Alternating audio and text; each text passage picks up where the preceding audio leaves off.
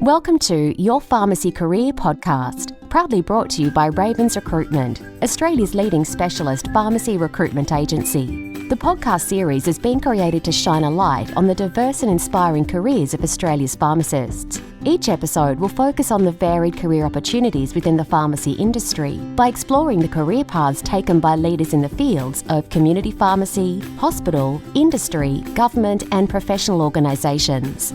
Careers never follow a defined path. Everyone's story is different and unique in their own way. The podcast series will help you discover the world of opportunities that exist and reveal pathways to achieve your dreams and aspirations. Whether you are a pharmacy student, early career pharmacist, or simply looking for a change at any stage of your career, the podcast series is designed to help you navigate ways into a career and a life that you love. Your host of the podcast series is Ali Sue. Ali, herself a pharmacist, is now the founder of Global Pharmacy Entrepreneurs and a passionate advocate for pharmacists to grow, innovate, excel, and make a lasting impact in the world. It's now over to our host, Ali Sue. Welcome to the third episode of Your Pharmacy Career podcast. I'm Ali Sue. Today, we're very excited to have Associate Professor Faye McMillan on our show. Faye is a Wiradjuri woman from Trangie, New South Wales. In 2001, Faye was the first Indigenous pharmacist to become a registered pharmacist in Australia. Faye is the 2019 New South Wales Aboriginal Woman of the Year, Senior Atlantic Fellow for Social Equity, and a founding member of Indigenous Allied Health Australia. Faye works at Charles Sturt University as the Director of Djirruwang Program, Bachelor of Health Science, Mental Health. It's a program dedicated solely to the education of Aboriginal and or Torres Strait Islander people for the mental health workforce. In this episode, Faye shared with us her journey of becoming the first Indigenous pharmacist in Australia. We also discussed the gap between Indigenous and non-Indigenous health and education opportunities. Faye's story has inspired a greater understanding of Australian Indigenous history, embracing cultural safety and racial equality. As pharmacists and future pharmacists, we're in the perfect position to understand, to support, and to care for the community regardless of their colour, gender, or race. Without further ado, let's welcome Faye. Hi Faye, how are you? Good morning, Ellie. How are you? Thank you so much for joining our podcast. What amazing achievements you've had. We can't wait to get to know your story. Can I firstly just start by acknowledging the traditional custodians on all of the lands in which people will either listen or see this podcast and acknowledge the continued connection to land, seas and country for Aboriginal and Torres Strait Islander nations, and thank them for their collective wisdom that they share every day with the broader Australian community. With regards to my story, I grew up sort of moving around a little bit, but I think most of my really formative years, so, starting primary school and things like that, was in my hometown of Trangie, which is central west of New South Wales, so a town of 1,000 people, and grew up with my mum and my grandmother and my 4 siblings in a very loving house, not always wealthy, but we were certainly wealthy in love and connectedness, and ultimately ended back up in Trangie, which is where I started my career in pharmacy as the shop assistant, and then moved to a dispensary technician after the pharmacist supported me to do the dispensary technician course. The rest, they say, is history, I think, with regards to, through life circumstances, I ended up having to move away from Trangie and looking at what were my career options. And I had loved working in pharmacy, being part of the community, which I see, pharmacists very much part of the communities in which they serve. And so really enjoyed that aspect. So thought, I'll study to be a pharmacist. I was 27 and a little naive. So next question is really asking about your role models in your life and mentors in your life. What are some of the lessons you've learned from those people who shaped your career? So there's obviously family role models that I certainly look to and continue to do so today. And they are my mother and my grandmother, mum's siblings, as well as my own siblings. They are amazing human beings in their own right, and I'm very thankful that not only do I love them because they're my family, but I also admire them for their tenacity and role modelling.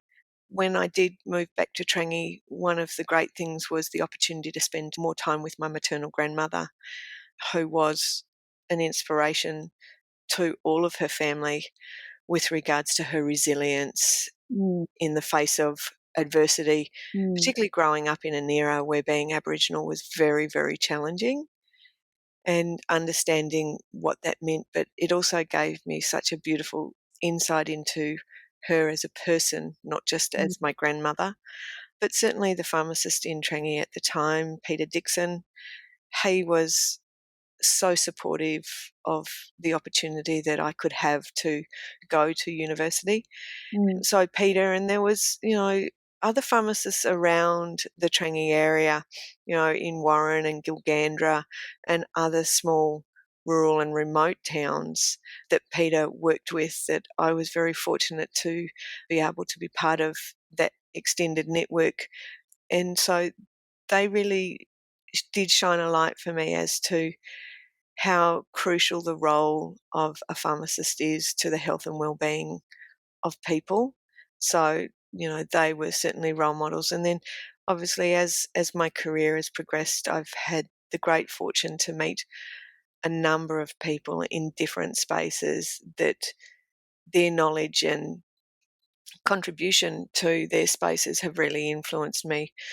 Professor Tom Kalmer, a number of other people, Mr. Tom Bridson, who's the CEO of the Wiradjuri, just their resilience. And I mm, think the thing that I did learn was that the only person who can be on your journey is you, and you need to take from your own journey what it is that sustains you and allows you to keep moving forward, and be mindful that there are times where there will be challenges. You may look like you're taking 2 steps backwards, that these are all part of your own journey, and not to compare yourself to others, because nobody knows what you know, nobody's experienced what you've experienced. And so mm, being mindful that whilst we're doing similar things, we are all very unique, and mm. creating our own spaces is really important. Yeah. So we know that you're an advocate for mental health and closing the gender gap, and of course for Aboriginal people. So tell us about your work and your passion around that. As you said, mental health is something that affects everybody, or mental wellness, social emotional well-being, and being able to, I suppose, act in a space where the ability to talk about mental wellness or mental health issues is really an important factor. We talk about removing the stigma, or allowing people to feel that there is no judgment around moments where they may be mentally unwell, or whether they do engage and experience, a lived experience of a person with a mental illness. And so, it's really something that I think pharmacy more broadly is considering now, which is the mental health of our entire community. But I think being able to look at mental health specifically is really an important factor. And COVID has just shown us how much we need to pay attention to our mental wellness, because it has a huge influence on our physical wellness. It also has a huge influence on how we interact with family, with communities. So, I think being able to be in this space is a privilege, and Mm, acknowledging that, we have so much to offer mhm, if we are vulnerable. And I think, there are so many things now that you can access online that talks about that ability to be vulnerable, to be mm, seen as being vulnerable, so that others can have courage to be as vulnerable as they are at particular moments. So I think being able to work in the mental health space is really important. And, we know that statistically Aboriginal and Torres Strait Islander peoples, through the impact of colonisation and the ongoing, health inequities that are being faced by Aboriginal and Torres Strait Islander peoples and communities, is something that we need to take seriously, and, that they don't become a ticker box, that we recognise the importance of creating opportunities to allow all Australians to engage is really critical to our overall health and well-being, but particularly for Aboriginal and Torres Strait Islander peoples, as we try and navigate difficult spaces and we try and navigate modernity as well. Mm. What are the things that we can be more mindful of if we decide to find a job around Aboriginal or Torres Strait Island community? What are the things that we can learn from you so that we can be prepared and to respect and be mindful when we're serving the people there? I think the recognition that irrespective of where you are in this country, that you are actually on traditional lands of a nation, knowing what is the name of that nation, who are the traditional custodians of the lands in which you are living, working, going to university, is one step.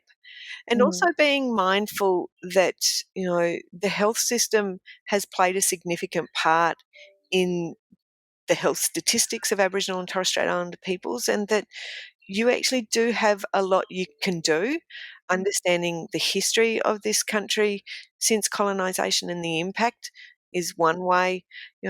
Embracing the opportunities to cultural safety, which is now part of AHPRA regulations for people registered as health professionals through them, that it's really incumbent upon the individual to take some of these journeys on their own, but it's also a responsibility of the educational providers, of the profession more broadly, to really start to consider the issues that are impacting Aboriginal and Torres Strait Islander peoples and how we can work with them to try and change some of those statistics, because at the end of each statistic is a human being.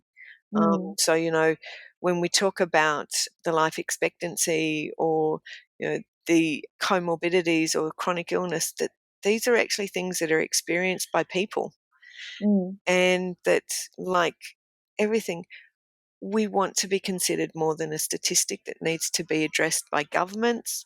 We want to be more than a statistic that needs to be addressed by the profession. And part of the responsibility of being a pharmacist, as I said, is knowing not just who you are, because that is really important to your own journey, understanding, your lived experience and how that influences the way you view the world, and what are some of the things that you need to challenge about that lived experience that hasn't been experienced by everyone, so that you can consider, what are some of the things that I might need to challenge myself on, and how can I do that allows me not to feel that I own problems? Because, we're not saying that the individuals who are engaged in these services are necessarily responsible for, everything that happens. So it's the leadership that's shown from organisations, the leadership shown through educational providers, to stamp out some of the huge issues that still impact on Aboriginal and Torres Strait Islander peoples and many other minority cultures in this country. And one of the most significant one is racism. The racism in our health system is, still rife, and even during this pandemic, it's something that we have seen as an impacting factor on people engaging with the health system. So, that's really something we do need to address. And racism is the experience by the person that is experiencing the racism. It's not about whether the person that they're working with considers themselves to be racist or not, because, we are human beings, and if we don't learn through listening to what others tell us about how they respond to the way we're engaging with them, then, simply saying sorry is not enough. We need to change behaviours, and those change in behaviours need to be seen and felt, I think, before we really start to see some of the changes in our more broader health system and those close the gap targets that government has, but also, that the pharmacy profession should be wanting to close as well. We also know that the Aboriginal and Torres Islanders pharmacy scholarship scheme is something that people are able to apply. So tell us more about this and how to get in, how to apply. Yeah. Look, I think one of the things that the pharmacy profession has recognised is, we need diversity. And whilst the pharmacy profession is very diverse, that doesn't mean we don't have scope for more.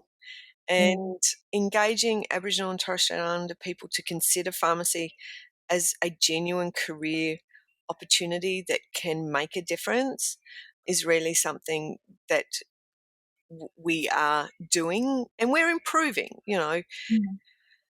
to try and increase the number of pharmacists that are Aboriginal or Torres Strait Islander, and one of them is the pharmacy scholarships. Whilst there's not a lot of them, there's not a lot being taken either. So we know that the uptake of Aboriginal and Torres Strait Islander people to pharmacy programs is really still below what we would like, which is, we want to be on parity with our representation in the community, which, the statistics, are around that 3%.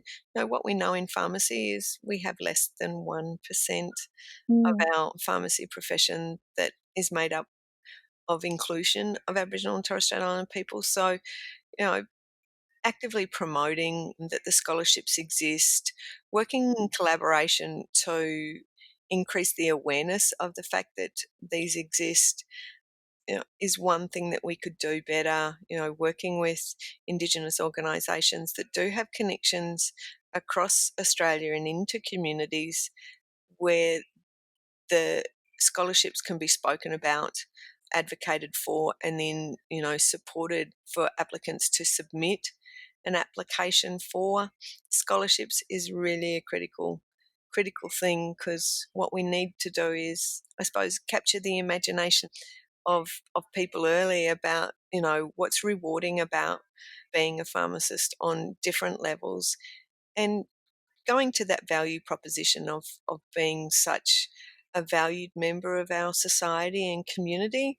I think pharmacy can be proud that we are, amongst the highly trusted professions in the community, but we shouldn't rest on our laurels. We do need to be doing more, and we need to be doing it every day.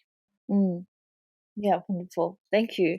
Yeah, so for everyone who are listening, so definitely pass this on and share with friends and family.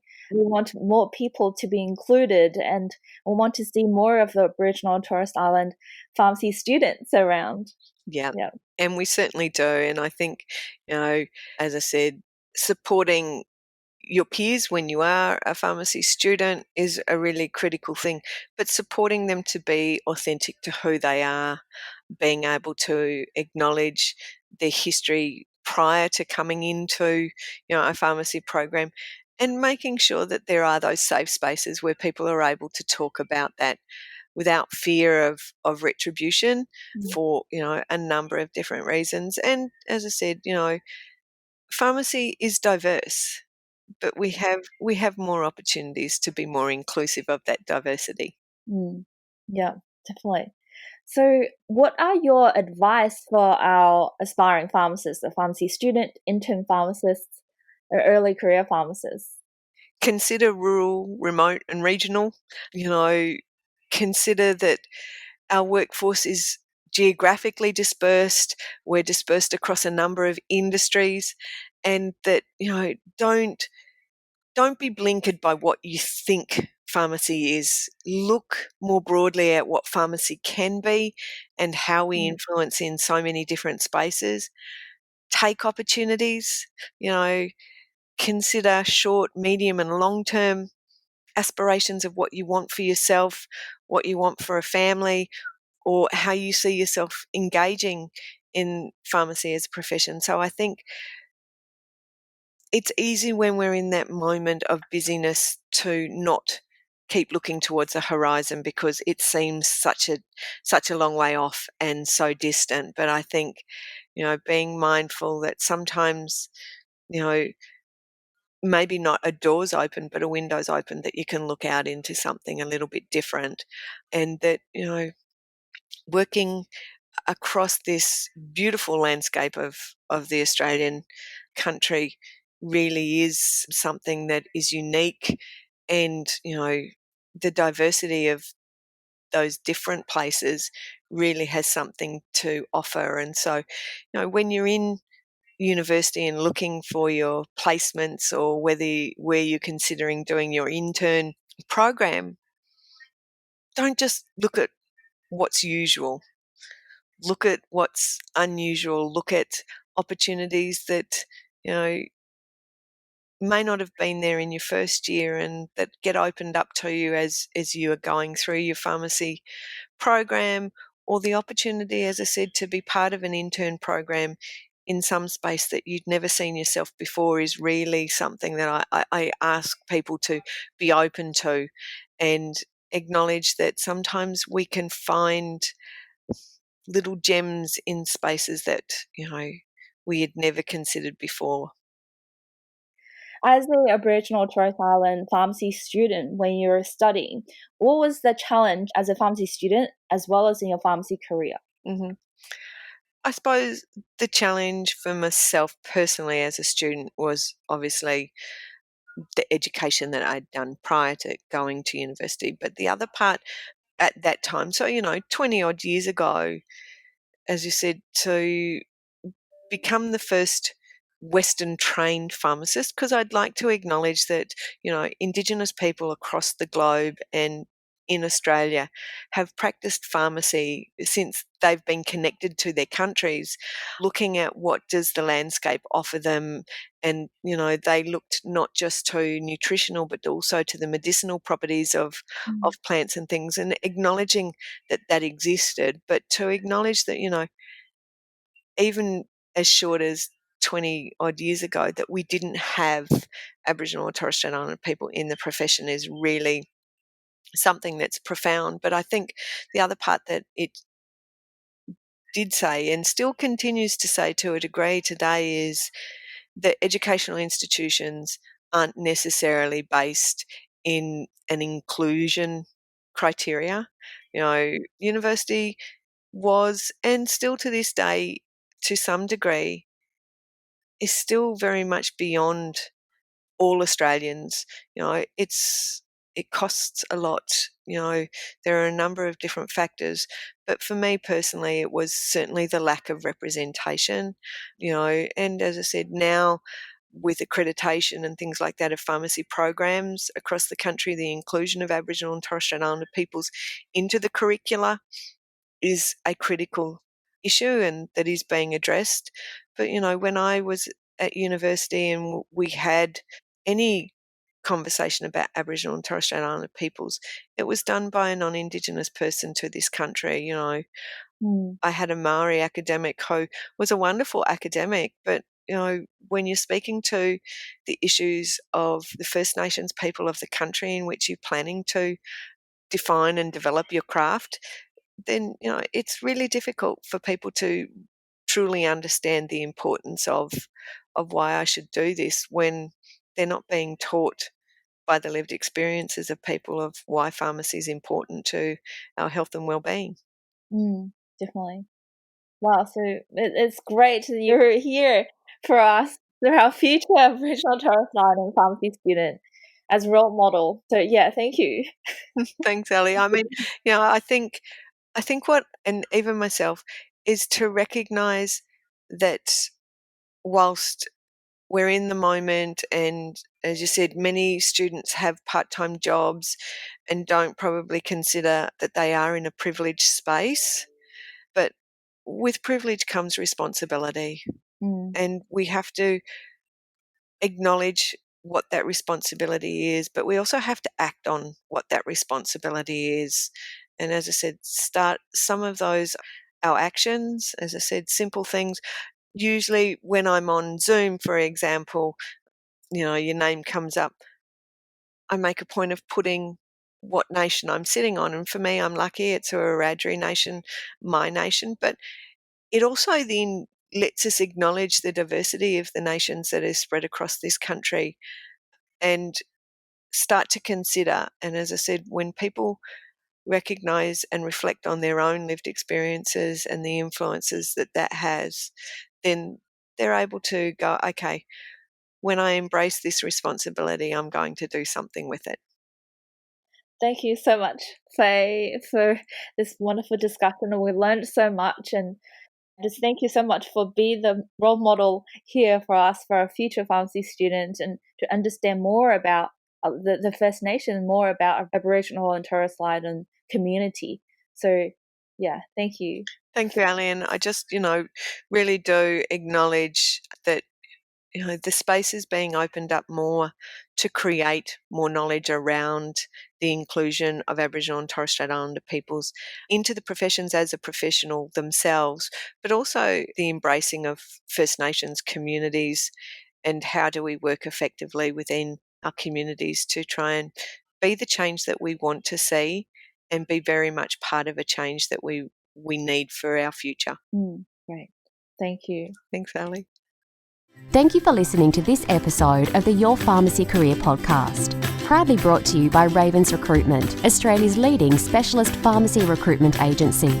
If you enjoyed this episode and know anyone else who you think would benefit from it, we would be grateful if you could share it with them. Together, we help even more pharmacists develop a career and life they love.